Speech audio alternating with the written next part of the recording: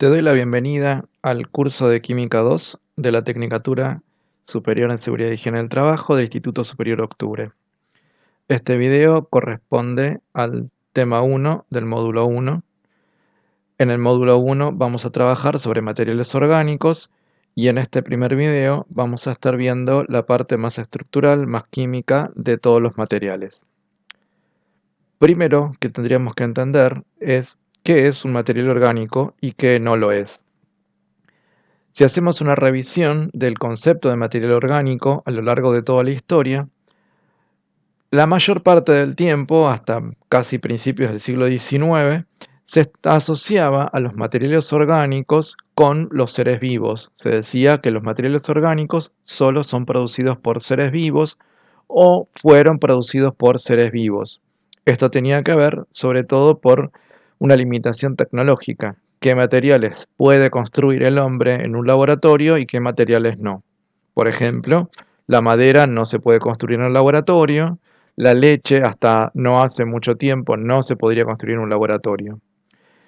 Esta idea de que los materiales orgánicos están hechos por los seres vivos se dio una explicación un tanto vitalista que estaba relacionada con lo que se conoce como fuerza vital, una especie de energía que solo tienen los seres vivos que pueden constituir este tipo de compuestos. Y esto funciona bastante bien, hicimos una buena clasificación y todos sabíamos lo que era un material orgánico, hasta que en 1828 un alemán, Friedrich Uller, sintetiza la urea. La urea es un compuesto que solamente se podía encontrar en materia fecal y orina de animales y en particular de los carnívoros porque es producto del metabolismo de proteínas. Bien, lo que hizo Friedrich Uller en su laboratorio fue hacer esta reacción química, trabajó calentando cianato de amonio, que es un compuesto inorgánico, y luego de cierto tiempo y bajo ciertas condiciones, como resultado de esta reacción, encontró que podía separar urea. Urea como se forman una especie de cristales blancos. Desde el punto de vista químico y tecnológico es una cosa maravillosa, pero en cierto punto dejó de servir la idea de que solo con la fuerza vital se podían constituir materiales orgánicos. Porque a partir de la creación de un material orgánico en el laboratorio, como que en parte se libera esta idea de se pueden constituir materiales orgánicos fuera de los seres vivos. Desde el punto de vista tecnológico es maravilloso, desde el punto de vista conceptual tenemos que eliminar esta idea y entonces ahora nos volvemos a preguntar, entonces, ¿qué es un material orgánico y qué no lo es? A partir del trabajo de Uller se empezaron a desarrollar una rama de la química muy rápidamente con mucha conexión en la industria.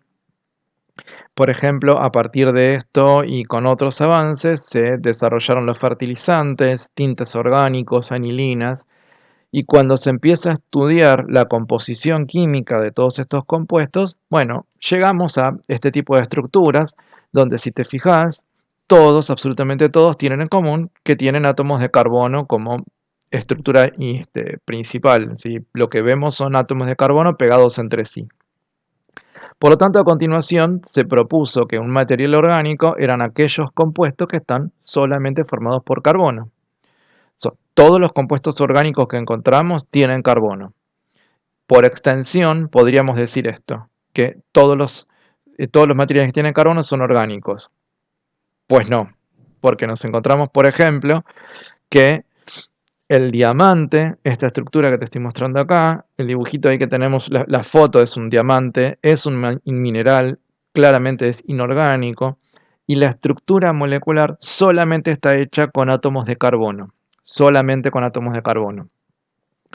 Bien, se hizo una pequeña modificación, una extensión, es decir, bueno, todos los materiales orgánicos tienen carbono e hidrógeno, así que todo lo que tenga carbono e hidrógeno es un material orgánico.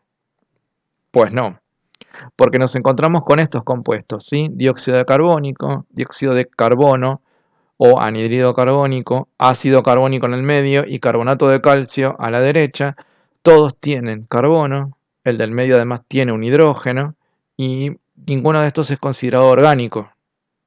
Así que tampoco podemos decir que todo lo que tenga carbono es orgánico. Esta tampoco nos sirvió y por lo tanto tampoco nos podemos quedar con esta definición. En cuestiones de definiciones en realidad vamos bastante mal. Entonces vamos a ir por otro lado. Más que decir, bueno, cuáles son las condiciones para decir si se cumplen es un material orgánico, vamos a ver qué materiales se consideran orgánicos. Veamos materiales en general. Materiales inorgánicos, por ejemplo, tenemos todos estos, ¿sí? Conocidos por todos: piedras de mampostería, lajas, ácidos minerales como el ácido muriático, metales, conocemos zinc, aluminio, hierro, materiales cerámicos como los ladrillos, el vidrio que también es un cerámico, las porcelanas, distintos tipos de agua, gases, oxígeno, hidrógeno, pigmentos, minerales, todo de esto entra dentro de lo que es inorgánico. ¿Qué materiales consideramos orgánicos? Bueno, todo esto. Medicamentos, plásticos y gomas que utilizamos un montón, todos los alimentos, productos de limpieza, pegamentos, fibras textiles, hay pigmentos que son orgánicos, maderas, los combustibles, lubricantes, bien. Hasta ahí tenemos lista de qué es inorgánico y qué es orgánico. Cuando empezamos a ver las estructuras, bueno, resulta que encontramos algunas cosas en común de todos los materiales orgánicos, pero que no son excluyentes. Lo que vamos a encontrar en todos los materiales orgánicos es que todos tienen carbono, pero no todo lo que está hecho de carbono es un material orgánico. Así que como definición no tenemos ninguna buena definición. Nos quedamos desde lo práctico de decir, bueno, los materiales orgánicos son estos, la lista que tenemos a la derecha. Así que esto es lo que consideramos inorgánicos a la izquierda, orgánicos a la derecha. Y con eso nos vamos a manejar. No vamos a dar una definición como estricta, condiciones a cumplir. Una vez sacados de esta definición, vamos a ir por cosas más sutiles. Y lo que vemos es que, atendiendo a la composición, en los materiales orgánicos hay mucha variedad en tipos de átomos que los constituyen, ¿sí? Yo sé que a muchos la tabla periódica les trae pesadillas, otros la niegan su existencia, otros más o menos se acuerdan. Bueno, de toda la tabla periódica, que tenemos alrededor de 100 elementos químicos, bien, la inmensa mayoría forman parte de los materiales inorgánicos. Uno diría, bueno, hay muchas posibilidades de combinaciones diferentes. En verdad sí, ¿sí? Tenemos cientos de miles de compuestos posibles haciendo combinaciones en lo que encontramos en la vida real, en el mundo. Cuando vamos a los materiales orgánicos, los elementos que los constituyen son muchos menos, ¿sí? Son más o menos 5 o 6.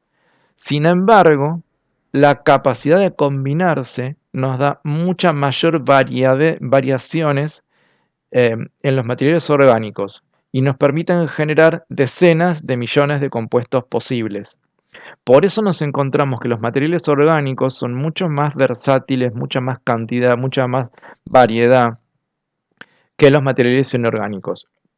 A ver, no estoy defendiendo los materiales orgánicos. Necesitamos a los dos. De hecho, las casas en estas partes del mundo las construimos con materiales inorgánicos. En otras partes las construyen con maderas y todo funciona. Así que, en principio, nos quedamos con esto. Los materiales orgánicos son estos. Cuando vamos a ver características que todos tienen en común, aunque no sean excluyentes, no puedo decir que no haya otros materiales que no lo tengan. Entonces, vamos a esto, las propiedades de los materiales orgánicos. ¿Qué tienen en común los orgánicos? Bueno, todos tienen átomos de carbono, ¿sí? Como te mencionaba antes, tengo compuestos con átomos de carbono que no son orgánicos, no importa. Todos los orgánicos tienen átomos de carbono. Y los átomos de carbono se pegan entre sí. Eso sí es una característica que es única para los materiales orgánicos. Después, la gran mayoría tienen átomos de hidrógeno pegados a los átomos de carbono. Y vamos a ver en este mismo video una cantidad enorme de compuestos que solamente están hechos de carbono e hidrógeno. Y esto es como lo que es más a nivel teórico, más abstracto. Los átomos no vamos a trabajar habitualmente con átomos a la vista, sino con los materiales en sí. Cuando vamos a ver qué otra cosa tienen, además de carbono e hidrógeno, tienen estos otros elementos. Muchos hay con nitrógeno, muchos con fósforo, oxígeno, azufre, cloro, bromo y demás ya tienen menos cantidad. En cuanto a las propiedades macroscópicas, o sea, miro el material, digo, bueno, y todos estos materiales, más allá de los átomos, ¿qué tienen en común? Lo que todos tienen en común es que todos son combustibles. Y de vuelta a lo que te decía antes, hay materiales que son combustibles que no son orgánicos. Por ejemplo, el magnesio. El magnesio es un metal y es combustible y no es orgánico. Dentro de los orgánicos, lo que sí voy a ver es que todos son combustibles. Y por combustibles nos referimos a tres comportamientos posibles. Algunos son explosivos. Explosivos significa que el material libera toda su energía en un solo instante. Eso es como la característica de todos los materiales explosivos. Liberan toda su energía en un solo instante y además producen proyecciones. Dos características de los explosivos. Otros combustibles son inflamables. Inflamables significa que se prenden fuego, se hacen en llama. Flama de llama de inflamables. Ok, todos los combustibles, todos los materiales orgánicos que entran en combustibles, bueno, unos cuantos son inflamables. Ejemplos de estos que conocemos, nafta, el gas envasado, el aceite de cocina que es inflamable, las maderas que son inflamables. Y después tenemos otro grupo que se lo llaman carbonizables. ¿Qué quiere decir? Bueno, no explotan, no hacen llama. Pero sí lo que va a pasar es que se ponen negros como el carbón. Y por eso los llamamos carbonizables. El azúcar, por ejemplo, es un material que es orgánico y que es carbonizable. Estaríamos esto como ejemplo. La madera, en ciertas condiciones, también es un material que es carbonizable. Bien, ya tenemos por lo menos características comunes que tienen todos los materiales orgánicos, ¿sí? Todos tienen átomos de carbono, la mayoría con hidrógeno y todos son combustibles. Vamos a meternos ahora más en la parte teórica de la química y nos vamos a cómo representamos estos materiales orgánicos, los compuestos o las sustancias, a nivel de papel, cómo los escribimos. Claramente podemos escribir nombres, por ejemplo, si te digo, bueno, el gas de las garrafas tiene dos gases. Esos dos gases se llaman butano y propano y son nombres y punto. Y funciona bien y nos entendemos con eso. Pero si yo voy a representarlo más químicamente, tengo que representarlo en su composición. Y entonces trabajamos con cuatro niveles. El primero es el de fórmula molecular. En una fórmula molecular lo que vamos a mostrar es cuáles son los elementos que forman parte y cuántos átomos hay de cada uno. Acá yo te estoy trayendo un ejemplo en particular. Este compuesto solamente tiene carbono e hidrógeno, son los dos elementos, y de carbono hay 8 átomos y de hidrógeno hay 18 átomos. Y esto constituye el material. Ahora, me dice de qué está hecho y cuánto, pero no sé cómo están pegados los átomos entre sí. Y eso va a tener mucha importancia en el comportamiento de los materiales. Los 8 átomos de carbono se pegan entre sí, pero según cómo se peguen entre sí, van a tener comportamientos distintos. Por ejemplo, a temperatura ambiente, algunos pueden ser líquidos y otros pueden ser sólidos, según cómo se hayan pegado entre sí. Entonces nos interesa saber esto, cómo están pegados entre sí, y entonces recurrimos como a un nivel más descriptivo y vamos a lo que llamamos fórmula desarrollada. En la desarrollada mostramos todo, le ponemos toda la vista, todos los átomos de carbono, todos los hidrógenos, con todas las uniones. Acá yo estoy viendo que los átomos de carbono se unen todos entre sí y que los hidrógenos se unen solamente a los átomos de carbono. Es como la más descriptiva, pero la verdad que nos ocupa un montón de espacio.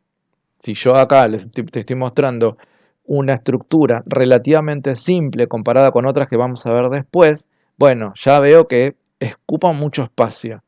Si yo tuviera que de mitad de la cadena de carbono sale otra cadena más, como un camino lateral, lo que se llaman ramificaciones, bueno, estaríamos ya complicando mucho más el esquema. Entonces se recurre a una situación intermedia, una que no es ni molecular ni desarrollada, sino que está a mitad de camino y le llamamos semidesarrollada. En una semidesarrollada lo que mostramos son las uniones de átomos de carbono entre sí, que yo es lo que te decía que era importante saber cómo estaban pegados, y de cada átomo de carbono cuántos hidrógenos tiene. Entonces, esta que yo te puse como desarrollada pasada a semidesarrollada, la tenemos así. Veo los 8 átomos de carbono, veo cómo están pegados unos con otros y la cantidad de átomos de hidrógeno que tiene cada uno. Y hasta ahí funciona bastante bien. Para este nivel de complejidad de una fórmula, una semidesarrollada viene bárbaro, pero hay veces que nos vamos a encontrar con estructuras más complejas y que la semidesarrollada también sería medio caótico poder leerla. Y entonces se utiliza otro nivel más que, si bien nos sigue mostrando cómo están pegados los átomos entre sí, no nos muestra las letras, ¿tá? Y entonces tenemos lo que llamamos fórmula de líneas. En la fórmula de líneas solamente mostramos las uniones de los carbonos entre sí. Y tenemos, por ejemplo, esta. ¿Sí? Lo que yo te mostré como desarrollada y semidesarrollada con 8 carbonos, bueno, acá la tengo también con 8 carbonos, pero solamente las uniones entre sí. Si te fijas y contás en la desarrollada, vas a ver que hay 7 uniones entre los 8 átomos de carbono. Y en la de líneas vemos 7 rayitas. ¿Cómo se lee esto? Bueno, lo que decimos es que en cada extremo de una raya está un átomo de carbono. ¿Tá? Ahí estarían ubicados los átomos de carbono. Y ahí tengo los 8. Por eso lo que representamos son las uniones entre átomos de carbono. Y acá los hidrógenos quedan no representados, lo que se dice quedan supuestos, se supone que están ahí. Los químicos ya saben que esto, si no tiene otro elemento químico que no esté ahí mostrado a la vista, va a ser hidrógeno. Y nada, ciertas reglas que no vamos a desarrollar, nos quedamos con que la fórmula de líneas solamente muestra esto, ¿sí? Hasta ahí serían las fórmulas, cómo los representamos. Ahora te voy a mostrar un par de ejemplos de la importancia de representarlos de una u otra manera. Por ejemplo, colesterol. No vamos a hablar de colesterol bueno y malo porque eso es una cuestión más biológica que se nos escapa de lo que estamos viendo, ¿tá? El colesterol es una molécula química. Su fórmula desarrollada, su fórmula de líneas es esta que te estoy mostrando acá. Si yo voy a contar la cantidad de átomos de carbonos, hidrógenos y demás, bueno, armaríamos la fórmula molecular. En la molecular tenemos que son 27 carbonos, 46 hidrógenos y un oxígeno. ¿Tá? Si yo a esto, yo te estoy mostrando la de líneas, imagínate que quieramos hacer la fórmula desarrollada, donde estoy mostrando los 27 carbonos y los 46 hidrógenos, además del oxígeno que igual acá sí se está mostrando. Tendríamos que ir por la fórmula desarrollada. Yo te voy a mostrar una imagen como medio simplificada, ¿sí? Medio haciendo trampa. Esto es una representación tridimensional de la estructura de carbono, de la estructura del colesterol, perdón, donde vemos cada puntito negro es un átomo de carbono, uno rojo es el oxígeno y todos los azules son los hidrógenos.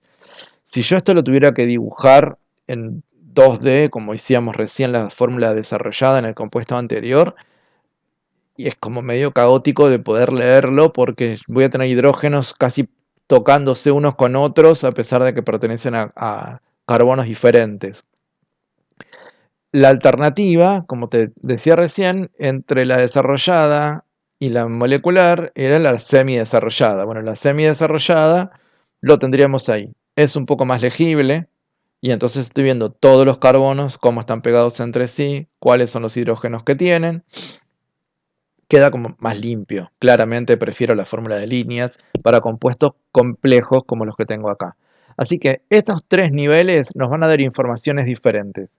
La molecular es como la más compacta y la vas a encontrar muchas veces, sobre todo en las etiquetas. ¿Sí? Si agarramos un frasco que dice ácido acético, no me van a mostrar las fórmulas desarrolladas, semidesarrollado de línea, me dan la molecular. Me dicen, bueno, 2 carbonos, 6 hidrógenos, 2 oxígenos, ok. Si yo necesito un poco más de información para compuestos simples te estoy diciendo hasta, no sé, 6, 7 carbonos, podríamos llegar a hacer una desarrollada y se lee bien. La semidesarrollada es la más frecuente. Cuando vos te encuentres, por ejemplo, si agarrás un prospecto de un remedio o la ficha técnica de un compuesto orgánico relativamente complejo y nos quieren mostrar la estructura química, siempre vamos a la semidesarrollada. ¿Tá? Esta va a ser como la más frecuente. Y finalmente la de líneas es cuando yo tengo que mostrar moléculas complejas Y sobre todo cuando se tienen que mostrar procesos químicos, ahí ya está como muy químico, nos alejamos de seguridad e higiene. Pero los químicos hacen este tipo de cosas. Representan la fórmula de líneas y dicen, bueno, acá entró un átomo, acá sale otro, esto se rompe, le pegamos esto allá y magia y tenemos un remedio nuevo y cosas maravillosas que después nos solucionan la vida.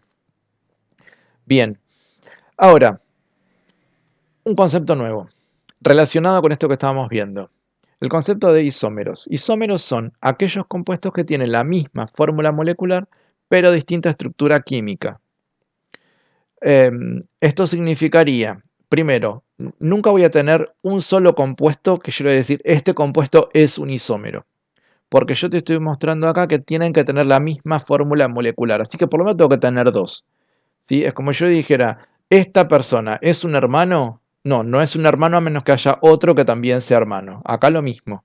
Un compuesto no es un isómero, a menos que haya otro que sea isómero uno del otro. Vamos por un ejemplo. Tenemos este. Esto sería la molecular. Tengo 6 carbonos, 12 hidrógenos. ¿De qué manera se pueden pegar estos 6 carbonos y 12 hidrógenos? Bueno, yo te voy a mostrar dos formas posibles. Estas son dos formas posibles en las que pego 6 carbonos y 12 hidrógenos. No hace falta saber mucho de química para saber que estos son completamente diferentes, ¿sí? Si sabemos un poco de química, podremos entender que tienen puntos de fusión y ebullición diferentes, reaccionan químicamente diferentes, uno es más estable que el otro. Bien, cosas de químicos, no importa. La idea de un isómero. Los dos compuestos responden a carbono 6, hidrógeno 12. Por lo tanto, son isómeros entre sí, porque tienen distinta fórmula química. Ahora, ¿cuántos puedo hacer? Bueno, con 6 carbonos y 12 hidrógenos llegamos a 25 isómeros. O sea, 25 formas diferentes de poder combinar los 6 carbonos entre sí. La cantidad de isómeros depende muchísimo tanto de la cantidad de carbonos como de la cantidad de hidrógenos. Las dos cosas importan. Por ejemplo, acá tenemos, estos son 5 estructuras químicas. Y si nos ponemos a contar, acá estoy haciendo medio trampa, pero también los químicos hacen este tipo de cosas. Esto es medio una fórmula semidesarrollada cruzada con una fórmula de líneas, pero bueno, no es una fórmula más, es una especie de híbrido entre las dos cosas. La cuestión es que si yo agarro las líneas y cuento los carbonos, que son los que tengo a la vista, más los extremos de las líneas, y los hidrógenos, en todos los casos, en los 5, me da que son 6 carbonos y 14 hidrógenos. Y para 6 carbonos y 14 hidrógenos, esto es todo lo que puedo hacer. ¿Sí? Hay 5 isómeros posibles para esta fórmula molecular. Todos son isómeros entre sí. Acá tenemos ejemplos de la cantidad que podemos llegar a formar de isómeros. ¿Sí? Fíjate que del carbono 6 a carbono 7 ya casi se duplican. De carbono 7 a carbono 8 literalmente se duplican. Después vamos saltando, pero como que progresa muchísimo. ¿Sí? Cuantos más carbonos e hidrógenos, mayores las posibilidades de combinación. Y si tuviera, pongámosle, tomo el primero. El primero es carbono 6, hidrógeno 14. Acá me dice que son 5. Bueno, un par de diapos atrás yo te mostré carbono 6, hidrógeno 12. 2 hidrógenos menos. Y eso me daba 25 isómeros posibles. La cantidad de isómeros es enorme. Y las propiedades de los isómeros van a cambiar mucho de unas a otras. Y eso está relacionado no solamente con las propiedades físicas y químicas en cuanto al laboratorio, sino también a su toxicidad. Más adelante, cuando veamos un poco más sobre toxicidad de compuestos químicos, vas a ver que por ahí te aparece en una tabla de datos hexano, tanto de toxicidad. Otros isómeros, tanto otro de toxicidad. ¿Ah? Porque esto tiene que ver con la forma en que se relacionan con las células del cuerpo. Bien, avancemos un poco más. Vamos a hacer una clasificación ahora de los compuestos orgánicos. Vamos a hacer en principio 4 grandes familias. Por un lado arrancamos con los más simples. Los primeros se llaman hidrocarburos. Solamente están formados por carbono e hidrógeno. de ahí el nombre de hidrocarburos, que no te lo confundas con carbohidratos. Los carbohidratos es un nombre químico para los azúcares. Carbohidratos es otra cosa, esto es hidrocarburos. En el caso de los hidrocarburos, por ejemplo, ahí tenemos una idea. Tengo 2 carbonos, 6 hidrógenos. Bueno, esto es solamente carbono y hidrógeno. Esto sería un ejemplo de un hidrocarburo. Otro grupo van a ser parecidos, pero que tienen además oxígeno. Fíjate si comparas las estructuras químicas, es exactamente lo mismo, pero el segundo tiene un oxígeno. Bueno, todos los compuestos de hidrocarburos que se les adiciona algún oxígeno se los llaman compuestos oxigenados. La siguiente familia grande están con los compuestos nitrogenados, que es más o menos la misma historia. Hay una pequeña diferencia porque el oxígeno puede pegarse a 2 átomos. En este yo estoy demostrando un carbono y un hidrógeno. Y el nitrógeno se puede pegar a 3. Y esta es la única diferencia en cuanto a la cantidad de átomos de nitrógeno. Es una diferencia enorme en cuanto a propiedades, ¿sí? Un compuesto puede ser totalmente comestible. El compuesto oxigenado que te estoy poniendo ahí es el alcohol etílico, que se usa con las bebidas alcohólicas, claramente es comestible. Y el tercero de ahí, que es una amina y tiene muchas más posibilidades de ser tóxico. Y te dije que eran cuatro grupos. Estos son los tres como los principales. Y el cuarto grupo va a ser el de todo lo demás, ¿sí? Otros compuestos, que va a ser carbono e hidrógeno con alguna otra cosa. Lo más frecuente es fósforo. La X significa halógenos, ¿sí? Los halógenos son cloro, bromo y el yodo. Y el otro elemento frecuente es el azufre. Bueno, lo que vamos a estudiar nosotros van a ser los primeros tres, que ya es un montón. Pero sabe que existen otros compuestos orgánicos, ¿sí? Eh, a medida que uno va estudiando más y buscando más información de los materiales, las utilidades, bueno, nos vamos encontrando que hay mucho desarrollo en otros compuestos. Pero nosotros vamos a ir como por los más simples, que son los tres primeros. Bien, vamos a ir estudiando cada uno de estos tres grupos por separado. Vamos a arrancar primero por los hidrocarburos. Acá yo te voy a hacer como una clasificación relativamente compleja, ¿tá? Entonces, la idea es que prestes atención cómo se va subdividiendo esta clasificación. Como ayuda tenés las letras. Ahí el primero que yo te mostré en la diapo de recién eran los hidrocarburos. Bueno, la A es de hidrocarburos. Ok. Dentro de hidrocarburos nos vamos a encontrar que todos comparten las siguientes características. Todos son liposolubles. Liposolubles significa que son solubles en grasas. Hay en cuanto a la propiedad de solubilidad como dos extremos. Por un lado tengo los que son hidrosolubles, que son solubles en agua, y en el otro los liposolubles, que son solubles en grasa. Bueno, los hidrocarburos entran en esto. Son todos liposolubles. Además son muy buenos aislantes eléctricos, ¿tá? Dentro de los hidrocarburos podemos encontrar muchos plásticos. El polietileno es un hidrocarburo y se usa para el recubrimiento de los cables. Son hidrófugos, esto significa que rechazan el agua. Se utiliza también esta propiedad para como impermeabilizar ciertos materiales o ciertos objetos. Y si yo quiero, no sé, tengo una pieza metálica que no quiero que entre en corrosión porque es por la humedad del aire, bueno, una posibilidad es recurrirla de vaselina sólida o de silicona. Bueno, esto hace que el agua no pueda entrar. Por eso estos materiales son hidrófugos, rechazan el agua. Son todos menos densos que el agua. Y recordamos las propiedades que se trabajaron en química en el curso anterior. La densidad relativa de una cosa con respecto a la otra, en este caso de un hidrocarburo con respecto al agua, me permite identificar cuál se ubica arriba y cuál se ubica abajo.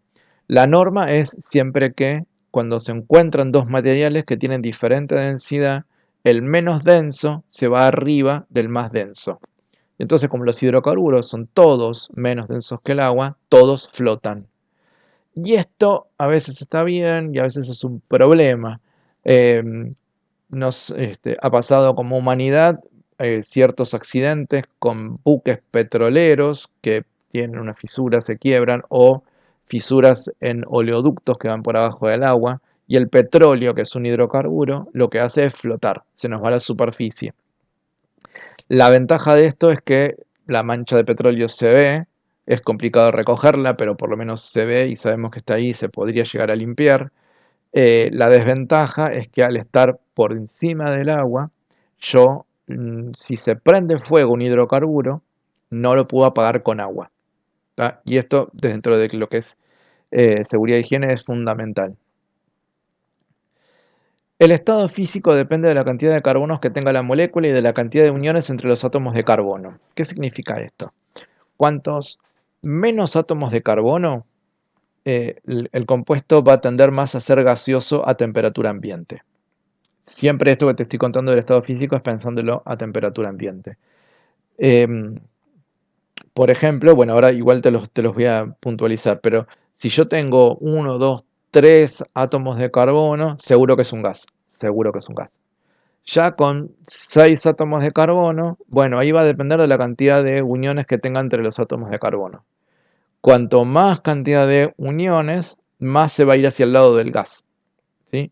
Para el otro extremo, los hidrocarburos que son sólidos tienen mucha cantidad de átomos de carbono, como por ejemplo la parafina, y también tienen poca cantidad de uniones entre átomos de carbono. Igual esto te lo voy a mostrar en un dibujito, yo sé que está muy en el aire. ¿Y para qué cosas los usamos? A los hidrocarburos como materiales. A ver, el mayor porcentaje lo utilizamos para transporte, para combustibles de transporte de mercancías y pasajeros. ¿Qué es esto? Eh, Camiones que transportan eh, alimentos del campo a los mercados, camiones recolectores de residuos, esto también es un transporte y que es fundamental. Camiones que transportan combustible, que suele ser como paradójico, pero es necesario. Y transporte de pasajeros. Todos nosotros cuando vamos a trabajar o cuando vamos a un lugar de paseo, cuando nos desplazamos, tanto que sea un transporte masivo como un colectivo, un transporte privado como un auto, una camioneta, siempre estamos usando combustibles. Ahí todos esos combustibles son hidrocarburos. Así que desde este punto dependemos un montón de los hidrocarburos. Pensemos por un segundo cuando los trabajadores recolectores de residuos hacen un paro, a los 2 días estamos pidiendo por favor al Estado que les den lo que piden porque se acumula basura por todas partes y termina siendo un problema de salubridad importante para la ciudad. A ese nivel dependemos de los combustibles. ¿Qué más? Tenemos muchos que se usan como calefacción. Calefacción estoy pensando el gas natural que utilizamos para las estufas, el gas envasado en garrafas también para las estufas, también para la cocción, ¿sí? La producción de electricidad. A ver, esto es un tema un poco más complejo, que algo se va a desarrollar en alguna otra materia, pero básicamente para generar electricidad lo que se hace es quemar algún tipo de combustible. En general se utiliza más bien carbón, em, y con ese calor que se libera del combustible se calienta agua. Y el agua caliente forma vapor, el vapor mueve una turbina y la turbina produce electricidad. Tipo cuentito infantil, pero para que se entienda de qué se trata. Cuando uno piensa, bueno, no quiero contaminar, no quiero usar combustibles, no quiero usar gas natural, voy a usar electricidad, ¿tá? No voy a usar un auto que use nafta, voy a usar un auto eléctrico. Tenemos que saber que esa electricidad que estamos usando ya consumió un combustible en su lugar de producción. Así que los hidrocarburos los estamos consumiendo igual aunque estemos utilizando electricidad. Lo utilizamos también como síntesis de petroquímicos. En otro video o en otra clase lo vamos a desarrollar más, pero básicamente petroquímicos son derivados del petróleo que no son combustibles. Ahí nos estamos metiendo, por ejemplo, con plásticos, cosméticos, remedios y lo dejamos ahí. Y finalmente como disolventes, ¿tá? Muchos solventes, por ejemplo, el aguarrás, el thinner, para nombrar productos comerciales conocidos, son hechos, están hechos de hidrocarburos. Y si te fijas, esos disolventes corresponden a estas características que estamos viendo. Si yo trato de limpiar un pincel eh, que ya tiene aguarrás, lo trato de limpiar con agua solo, no va a funcionar jamás, porque no se mezclan, ¿tá? Porque es un material que es hidrófugo. En cambio, sí lo puedo sacar con detergentes. Detergentes es un compuesto como atípico en todo esto porque es soluble tanto en agua como en grasas. Es el que nos queda entre medio de lo hidrosoluble y lo liposoluble. Bien, hasta ahí tenemos entonces características y aplicaciones de los hidrocarburos. Vamos a ver cómo las clasificamos según la estructura. Esto es como pantallazo, ¿sí? Hidrocarburos tenemos primero una gran división en dos familias, los que llamamos aromáticos y los otros que son alifáticos. Los aromáticos en su comienzo tenían olores agradables. Ahora se llama aromático a un compuesto, a una familia de compuestos enorme. No todos tienen olor, no todos tienen buen olor, pero químicamente se llaman aromáticos. Ahora te voy a mostrar qué es lo que tienen en común. Los que no son aromáticos son alifáticos, y los alifáticos los tenemos divididos en estos tres grupos, ¿sí? Alcanos, alquinos y alquinos. Ahora vamos a ver características de cada uno de esos tres, pero esto es el mapa porque yo te decía recién, la clasificación es relativamente compleja, no quiero que te pierdas, así que en esto estamos. Entonces, hidrocarburos aromáticos, vamos a empezar por estos. Primero, todos los hidrocarburos aromáticos tienen esta característica estructural que se llama anillo aromático, que está formada por un anillo, esto es importante, anótatelo, suelo preguntar, un anillo de 6 átomos de carbono con uniones dobles, tiene 3 uniones dobles alternadas entre sí. 3 uniones dobles, ¿qué significa? A ver, vamos con el puntero. Acá yo tengo, esto es una unión doble entre dos átomos de carbono. Esto es una unión simple. Y entonces en este anillo que está hecho de 6 átomos de carbono veo que hay 1, 2, 3 uniones dobles que están alternadas. Esa es la condición para que sea aromático. Y en principio lo que te estoy mostrando acá parecería que yo tengo dos alternativas, en donde acá a la izquierda tengo la alternancia en esta unión de la izquierda, después en esta y en esta, y acá arrancaría de la derecha y alterno para el otro lado, ¿sí? Bien, pues no. No es que sean dos compuestos distintos. En papel, dibujados, parecen distintos, pero en la vida real las uniones dobles están cambiando de lugar todo el tiempo.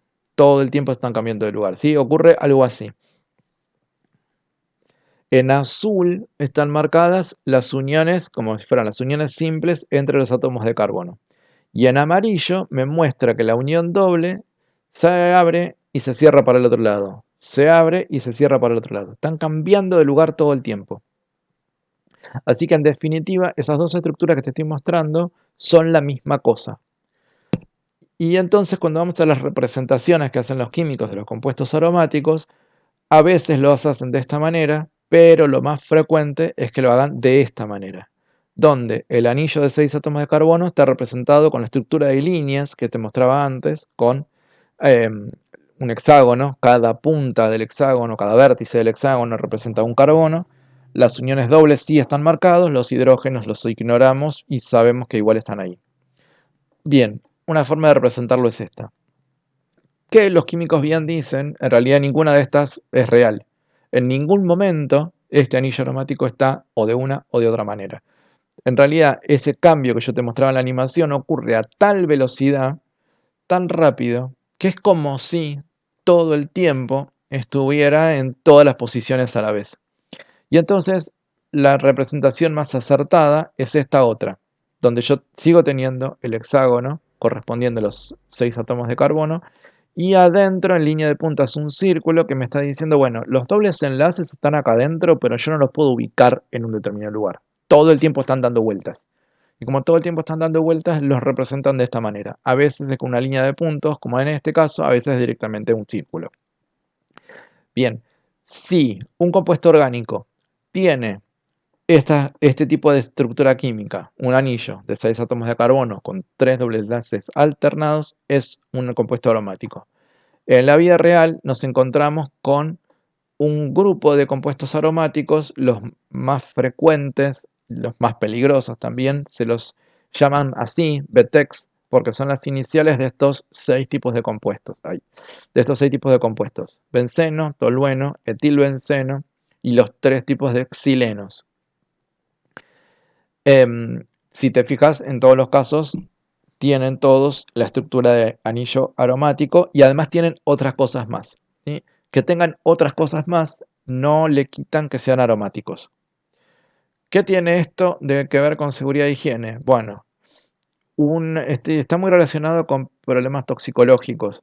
Todos los compuestos aromáticos son carcinogénicos, o sea, son inductores de cáncer. Algunos más, otros menos. Está relacionado con su posibilidad de meterse en el ADN, en otro video más adelante lo vamos a conversar, pero cuanto más pequeña sea la estructura, más potente es como carcinógeno. Así que el benceno, que es el primero de ahí, es el peor de todos. ¿Tá? Ese es el más carcinógeno de todos y hay como una tendencia mundial a tratar de eliminar el benceno de los procesos industriales y reemplazarlos por otros. En general se trata de reemplazar por los silenos, que son los tres que están abajo. Bien, ¿para qué usamos esto? Bueno, síntesis de un montón de cosas: plástico, cauchos, pinturas, pigmentos, explosivos, pesticidas, detergentes, perfumes, fármacos, y los encontramos también en disolventes y en cierta cantidad también en las naftas. Así que, en principio, los encontramos en un montón de lados, ¿sí? O sea, toda la gente que esté trabajando en la fabricación de este listado de cosas podría estar expuesto a hidrocarburos aromáticos. Además, los disolventes, estamos hablando de solventes, como por ejemplo el thinner, tienen alguna proporción de compuestos aromáticos. Los disolventes a nivel industrial, que pueden ser más específicos, hasta pueden tener un componente importante, una proporción importante de compuestos aromáticos.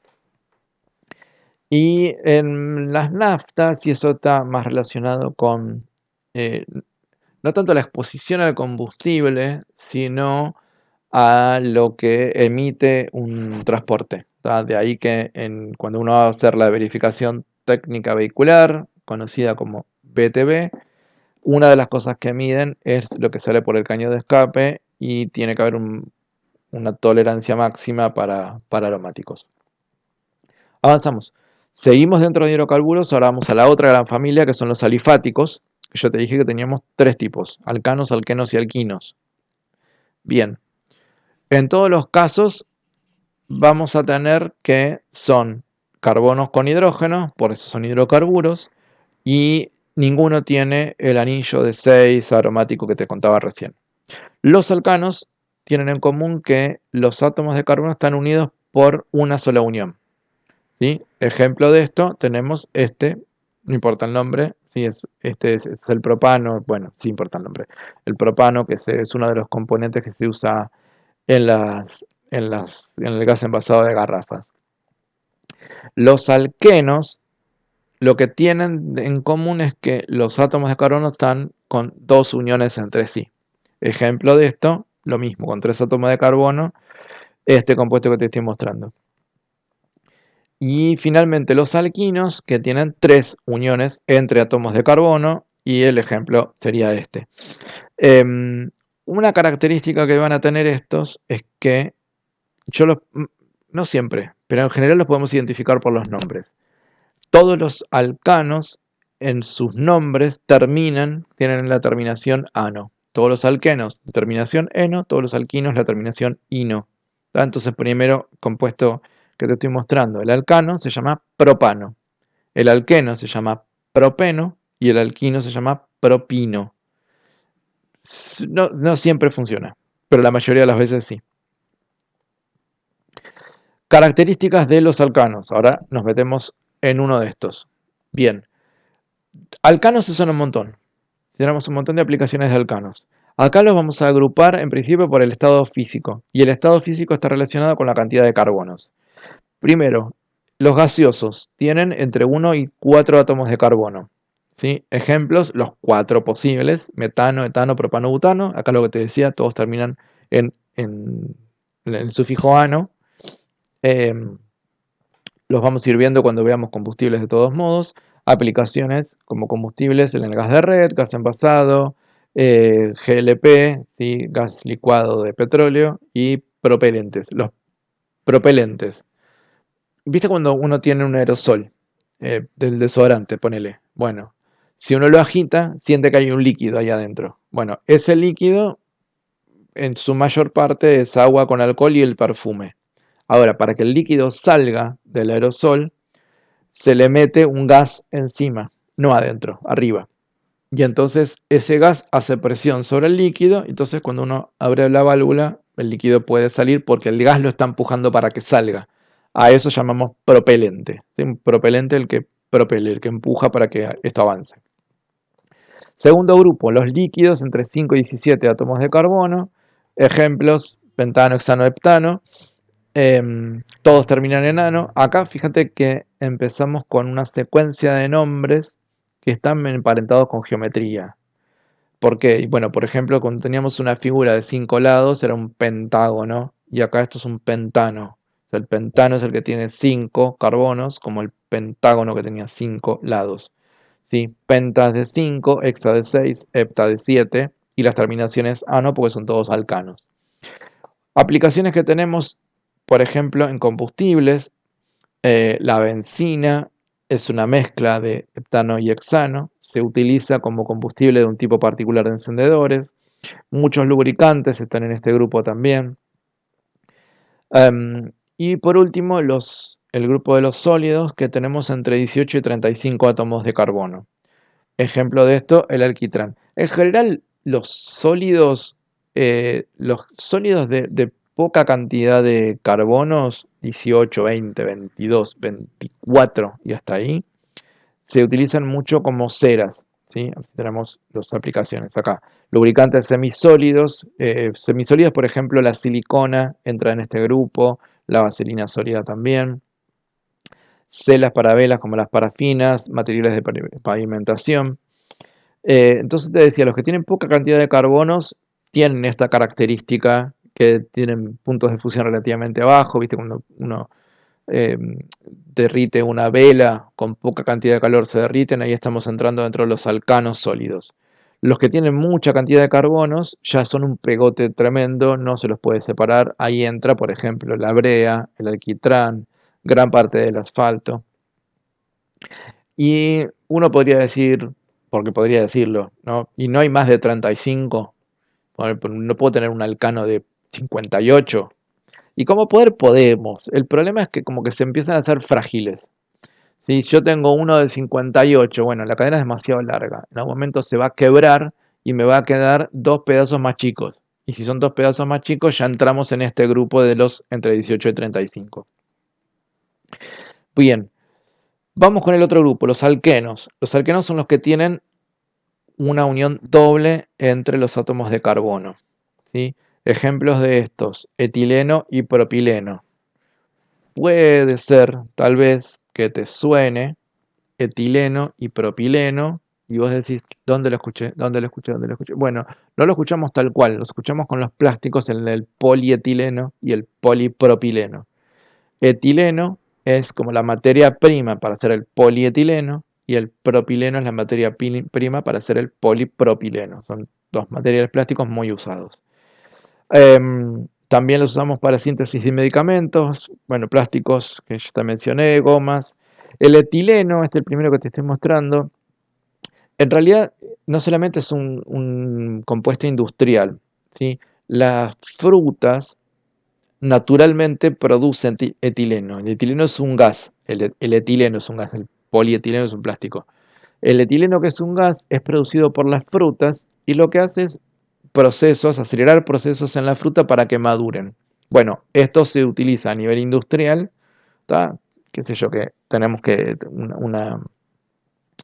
eh, hay frutas estacionales, ¿no? Por ejemplo, qué sé yo, la naranja, las manzanas, te dicen, bueno, son estacionales, pero vas a la verdulería y tenés todo el año y te dicen, no, son de invernadero. A veces son de invernadero, a veces es un proceso que a toda la cosecha de temporada se la fracciona. Una parte se la guarda, ¿sí? Se la congela y se la va descongelando de a poco. Pero no maduran solas y la idea es acelerar la maduración para poder llevarla al mercado. Ahí es donde se trabaja esto con el etileno, que insisto, es un gas natural, aunque lo produzcamos industrialmente. Estamos usando el mismo gas de la fruta para acelerar la maduración.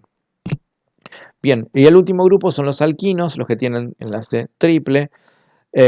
Acá como el ejemplo que no te puedes olvidar, en serio, no te puedes olvidar, y si te pensás que te lo puedes olvidar, te lo estudias, el acetileno. El acetileno es uno de los gases que se utilizan en las soldaduras autógenas o oxiacetilénicas. Yo antes te dije que los alquinos terminaban en ino, es verdad, pero el acetileno, que termina en eno, es el nombre como más tradicional. Cuando los químicos empezaron a estudiar las propiedades y composición y demás y vieron que tenía triple enlace, dijeron, momento, esto no se puede llamar acetileno. Esto, el nombre correcto es etino. Y nadie le presta atención en realidad. Todo el mundo lo sigue llamando acetileno. Si vos vas a una ferretería y le pedís etino, no van a saber qué darte. Acetileno nos entendemos todos. Hay muchos nombres que quedan así como tradicionales, a pesar de que la forma, las reglas de nombrarlos químicas vayan cambiando. Bueno, acetileno entonces es uno de los compuestos.